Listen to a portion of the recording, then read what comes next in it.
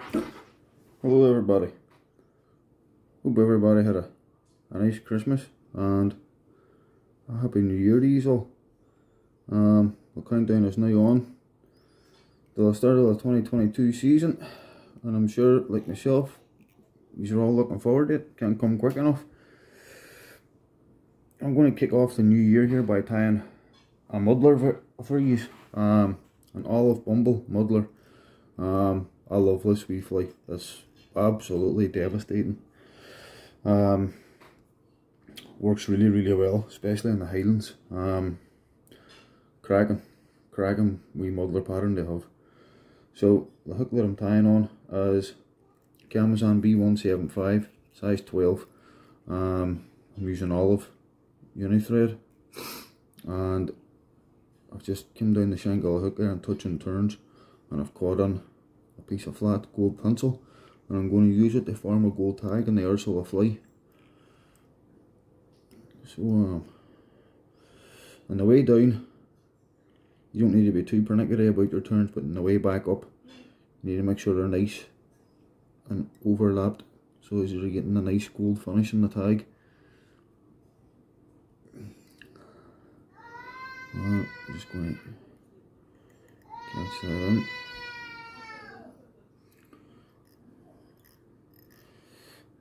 And I'm going to wind that gold tinsel all the way down and just trim it off there. You'll notice that I have left quite a bit of space there at the eye of the hook, and the reason being is because there's a palmered hackle on this, then you have a peacock crest hackle in front of your palmer, and then in front of that then guys we have a deer hair hackle, and then your muddler head. So I like to leave myself plenty of room to work with, so I do. So I'm just going to finish that off there, because what I need to do is I need to varnish that tag.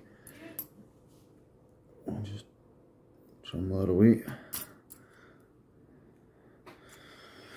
I'm just going to put a wee dab of varnish on that. Just helps protect the tag, so it does. Whenever you're fishing with this, anybody that likes to fish muddlers knows how ferocious the takes are on them when they try to tackle them, and without the varnish your tag would just be tore to bits in no time.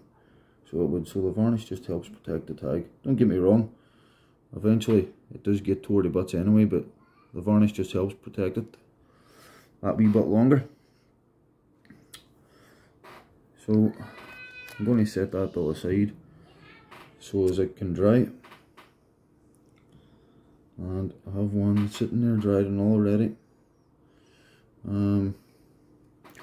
So I'm just going to tie back onto this.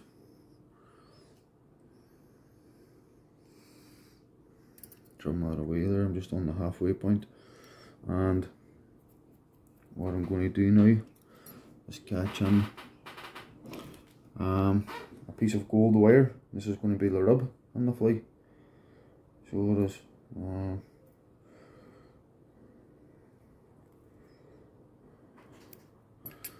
Showing my gold wires are an absolute mess. It's always the way when you go to do something, isn't it? Always the way. Right, that's slightly too much. I'll trim that back a bit. Right, and all this is just a Vineyards French wire. It's a size 26. This wire, it's a fine wire. Bring that down all the way to the tag. Now what we're going to do is we're going to catch on our tail, and the tail of this fly is golden pheasant tippet, and the tippet that I use is dyed fluorescent orange. I don't use any of, see just the ordinary orange tippet that you buy. I don't use it anymore. See this fluorescent orange stuff. Now you can't buy it fluorescent orange, you need to get somebody to dye it. I'm lucky enough to know a couple of people who are quite remarkable at the dyeing. So I'm lucky enough to get this done for me. But as I say, if you know anybody that does dyeing, by all means. Now, the length of the tail here, I'm wanting the same length of the hook. So just there, and I'm going to catch that in on the top. Just a couple of turns and then check it. Make sure you're happy with it. Make sure that it's sitting right. Right. There we go. Just a couple of more. There we go. I'm happy with that. A couple of more wee turns just to secure it. Come on. Trim that away there. Just tidy that up and then come back down. Now at this stage you just want to make sure that your tail is all the way back to the tag. There we go. I'm happy with it. Now I'm just going to add a wee bit of wax to my silk, and I'm going to apply some olive seals for, and that's what we're going to use to form the body of the wee fly. So olive seals for right, just take a wee pinch, dub that on there.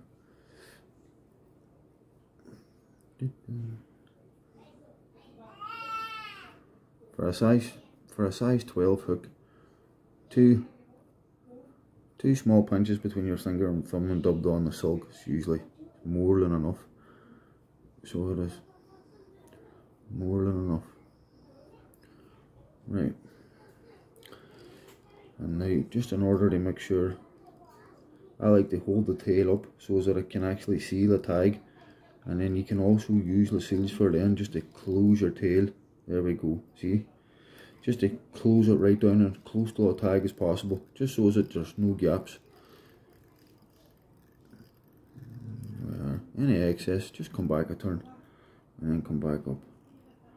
Now you'll see, you'll be thinking that's only half a shank of a hook, but as I say, I'm going to put a palmered hackle on this now, and then in front of that I'm going to put a peacock hackle, a peacock crest hackle, and then you have your deer hair hackle, and then you have your muddler head. So you want to make sure you give yourself enough room. So you do. The palmered hackle that's going to be on this is just a hackle off a wee Cree cape that has been dyed West of Ireland golden olive, dyed by a good friend of mine, Chris Gordon. Turned out really well. So that I love that colour, the West of Ireland golden olive, and see this combined with the olive seals fur and also with the olive deer hair head that's going to be on the fly. It's just, that's lovely contrast to the fly. So it does, the colour contrast works really well, the colour combination. Now, first couple of wraps I like to do around the shoulder of the fly, always, and then start to work your way down. So that's 1, 2, and that there, 3, that's plenty. So it is, that's more than enough. And just this finger and thumb, change it over with the other finger and thumb, bring your wire up from underneath and just catch that on, and then just wind your gold rub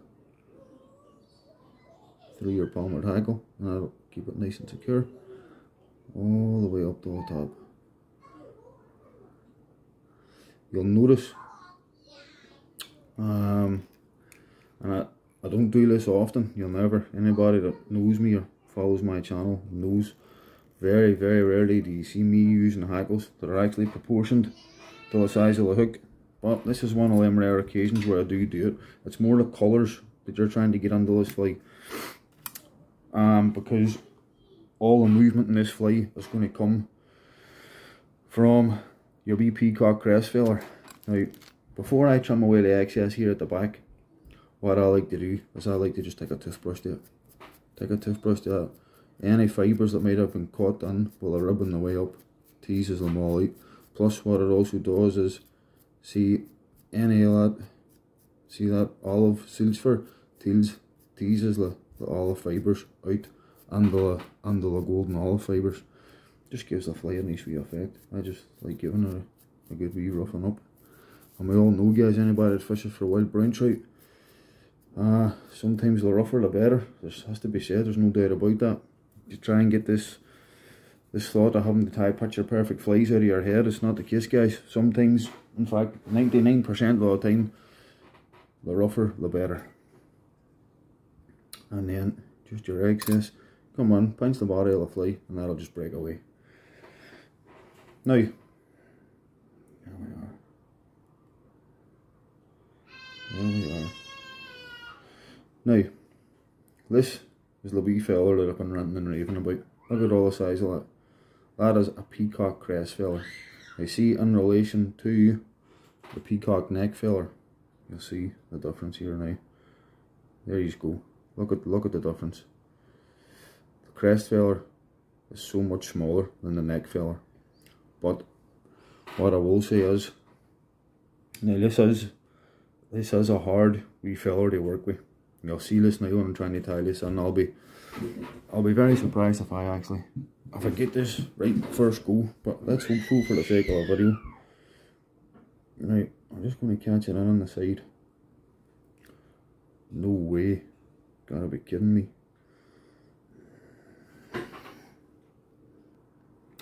Sorry about that there, guys. My tinsel just nipped. Thank God I had wax on there, because that would have all just unravelled.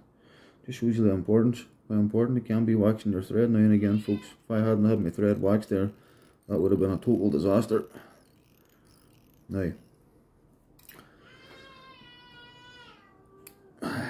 right, hackle pliers. This is one of those feathers, guys. You can't use your fingers with this, so you can't. It has to be done with hackle pliers. So what I'm doing is I'm just finding the stalk of the wee feather,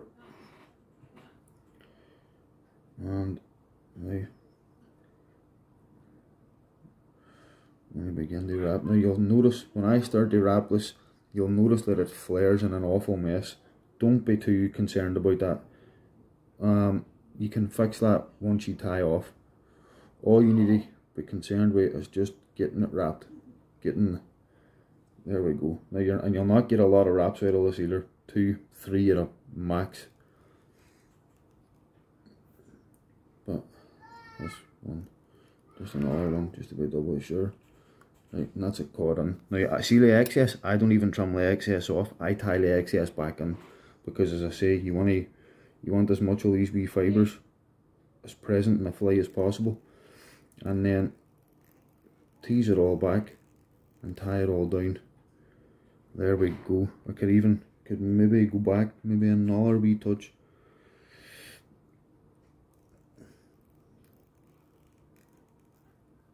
There we are. That's lovely. That's really, really lovely, that. Now, the advantage of using this wee feather is that, see every individual fibre on it.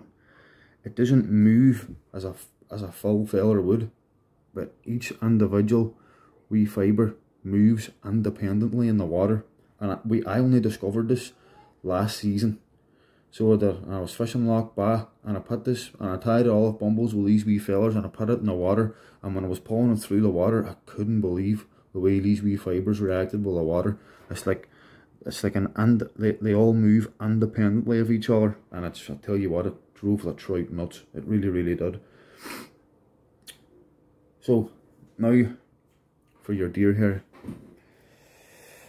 Right, so we just need to select a wee bit of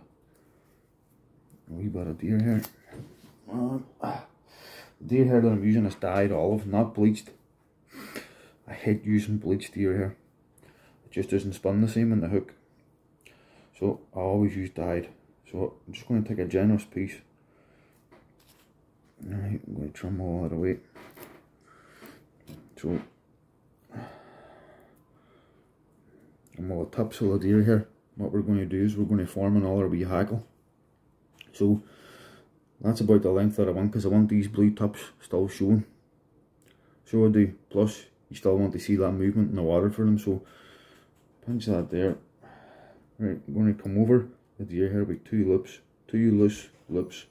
Don't pull it down tight yet. Alright, and then I'm going to come in with my scissors just forward a eye and just trim that there. Right, and then what we're going to do is I'm going to take my bobbin holder and I'm going to tighten up, and as I'm tightening up I'm going to spin, and that'll form my deer hair head. So there we see. Right, no I'm not. That didn't go as planned. Right, with there. Just maybe that's way. Let's take that step out of that. Right, we'll try that again. sometimes that happens, guys. That's just what happens when you're doing it this way. So I need to get another wee batch of deer hair again. If that happens, these folks, don't be worrying about it and don't be panicking. You can always come back and fix it. Right. I'll try this again. So measure up my length again. There. Pinch it with my finger and my thumb. And just form your 2 loose wraps. And again, as I say, just come on just forward of the eye. Trim all that. And then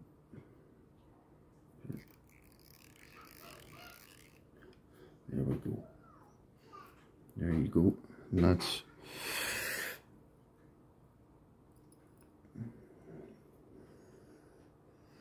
so, as you can see, what we've done there is we have formed like an olive type hackle with the deer hair guard hairs, and now what I'm going to do is going to push all that back, and that's going to form my muddler head.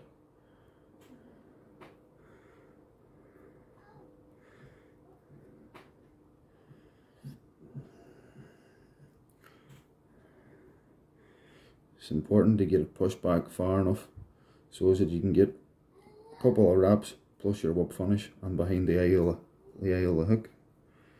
So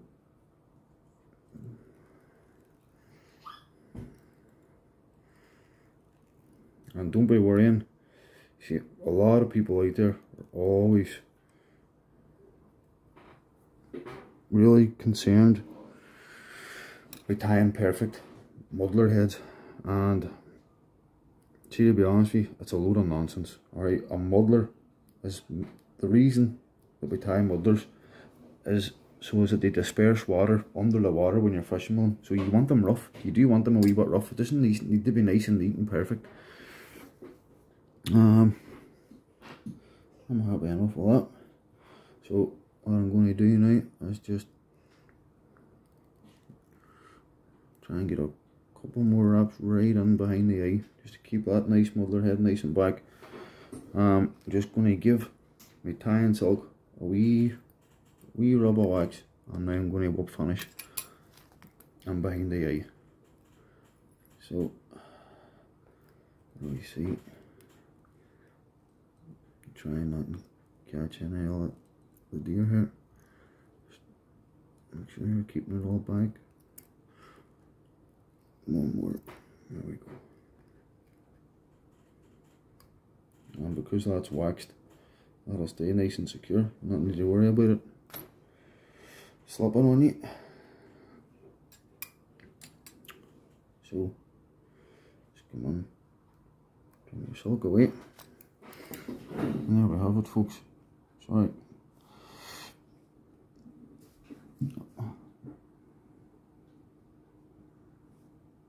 There we have it. That's the wee leggy olive Bumble muddler. So it is. You can see the lovely effect of that wee crest there, the full way around, hopefully. But aye, that's it done. Listen, folks, thanks very much for watching the video, guys. Hit that subscribe button, hit the thumbs up button. Tell your friends about the channel, folks. Get them interested and get them interacting along with. Leave comments and that in the videos, so ask us questions. This season's going to be a big season for the channel. I don't want to give too much away and spoil the surprise too much, but there's a lot to come now this fall and this coming season. So make sure you stay tuned, guys, and follow what we're doing. And as I say, thanks very much for watching the video, guys, and Happy New Year to everyone. Tight lines, everybody.